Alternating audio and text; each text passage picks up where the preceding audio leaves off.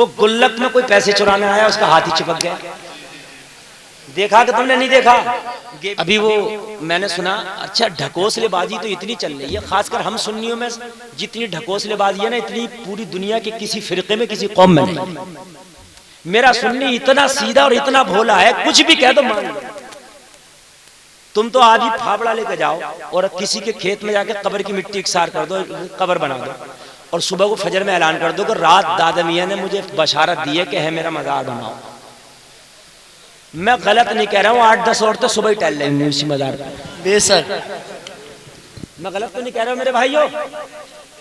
हाँ, 8-10 से ज्यादा ही टहल लेंगे। हाँ, और मौलाना लोग मना करें तो मान नहीं है कि ओ मौलवियों के चक्कर में पड़ लोगे, तो कहते ही हैं ऐसे। अब तक तो सुना था एक मजार यहां निकला, एक वहां निकला, एक एक सुनने थे, और कन्नौज में तो थोक में निकाले पूरे। सुभान अल्लाह, पूरे 72 निकाले, पूरे 72, समझ रहे हैं? पूरे 72। अल्लाह अकबर। वो तो 72 समझ में आ गए, 313 भी तो निकाल सकते थे बद्र वालों की आदत पूरा। हाँ, वो तो 72 ही निकाले। और मेरा सुन्नी इतना भोला है, फिर वहां भी कोई भीड़ की कमी नहीं है, बसों पे बस है और ट्रालियों पे ट्रालियां जा रही है। सही बता रहा हूं मैं मेरे भाइयों, मैं गलत नहीं कह रहा हूं। जाकर देख लेना वहां पर 72, और उसमें जो है ट्रालियां और छोटा जुगाड़ू और बड़ा जुगाड़ू, छोटा हाथी बड़ा हाथी, सब वहीं पहल रहे हैं। बताओ मुझे यार, कितनी सीधी मेरी ये कौम हो गई है, कितनी भोली मेरी ये कौम हो गई। लोगों एक बात मुझे बताओ यार, कोई ऐसा गदर पड़ रहा है कि 72 मज़ार एक रात में निकला है? बताओ मुझे यार, 72 मज़ार एक रात में निकला है। तुमने नमाज तो पढ़ना नहीं है, मौलवी चीखते चीखते थक गए कि भाई नमाज पढ़ो, बगैर नमाज पढ़े कुछ नहीं होगा। मजार निकला है तो ऐसे बसे लेके जा रहे हो, और लोगों इतने सीधे ना बनो, इतने भोले ना बनो, इतना कमजोर ईमान अपने अंदर ना रखो। तो एक और लेटेस्ट न्यूज आई है, अब थोड़ा सा आवाज बढ़ा दो भाई, मेरा आवाज अब खुल गया, थोड़ा सा बढ़ा दो। तुमने बात ऐसी बता दी, मैं तुमसे क्या कहता। और एक लेटेस्ट न्यूज बताऊंगा आपको, मौलवियों ने मुखालफत कर दी वहां कन्नौज में कि साहब वो ये मजार नहीं हो सकते, तो एक ने कन्नौज में नया काम करा। वो मजार की जो गुल्लक होती है ना, वो गुल्लक में कोई पैसे चुराने आया, उसका हाथ ही चिपक गया। देखा कि तुमने नहीं देखा? ये भी ढकोसलेबाजी है। अब मैं साबित करूंगा कैसे ढकोसलेबाजी है।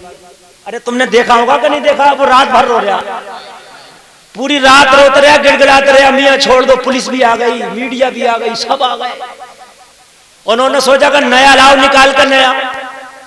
ये 72 मज़ार वाला तो पुराना हो गया। वो सोफा है, लकड़ी है, और इसमें चादर और कुछ नहीं ना, श्रीनी नहीं। तुम सोच रहे हो कि लड्डू आ गए?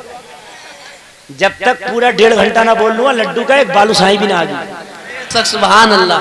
हाँ, आप क्या सोच रहे हो? अब मैं देख लूं टाइम कितना हो गया। 1.25 घंटा हो गया बोलते हुए, 15 मिनट और बोलूंगा। अब तुम चाहे इधर उधर देख लो या मुझे देख लो।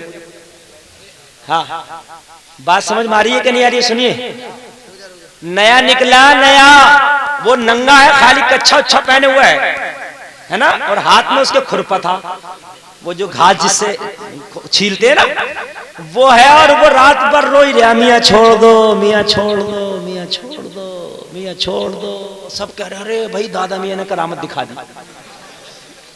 अब तो है मौलवी हल्का मुल्का, तो मौलवी भी चुप हो गया।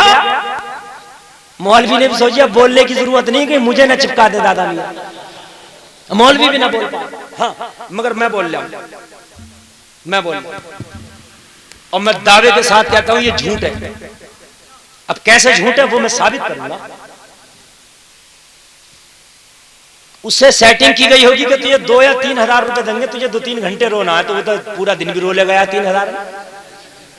जो आदमी 8 घंटे मेहनत करके 300 रुपए मिले और उसे 3 हजार मिल जाए 2-3 घंटे रोने में, तो क्यों ना रो लेगा? अब वो हाथ वहां रखे पड़ा है गोलक में, जो गोलक है वो गोलक में इतना हाथ अंदर है, ठीक है, आप देख लेना। और वो रो रहा कि भाई दादा मियाँ हाथ ही नहीं छोड़ ले, है ना। एक बात बताओ यार, बेशक अल्लाह वालों पे हमारा ईमान है कि अल्लाह वाले अपनी कब्रों में जिंदा हैं, हमारा ईमान है ना।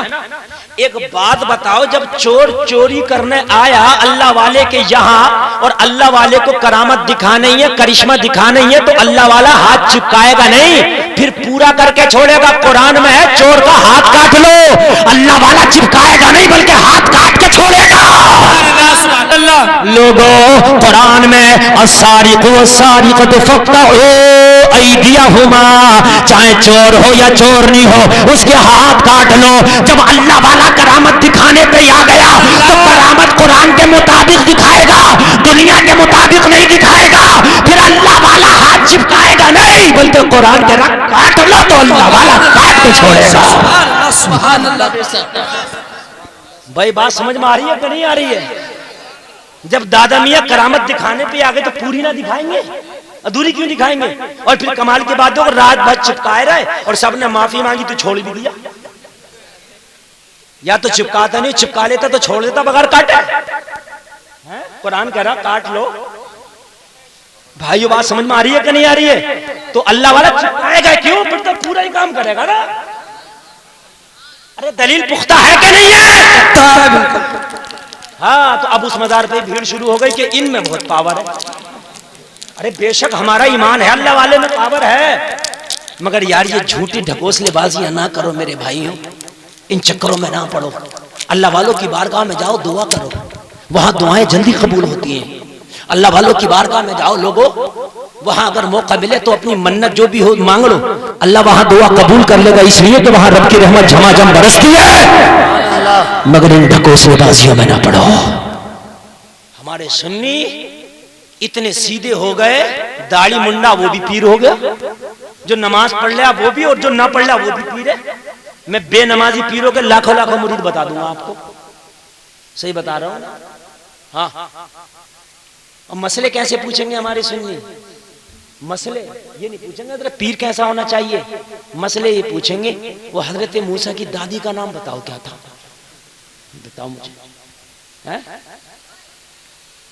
ए मेरे प्यारे कान खोल के सुनो, शरीयत में ये ढकोसलेबाजी कहीं नहीं है, बड़ा मजबूत मजहब है मजहब इस्लाम। सुभान अल्लाह, इससे ज्यादा मजबूत कोई मजहब नहीं है मेरे प्यारे। भ्रम में ना पड़ो,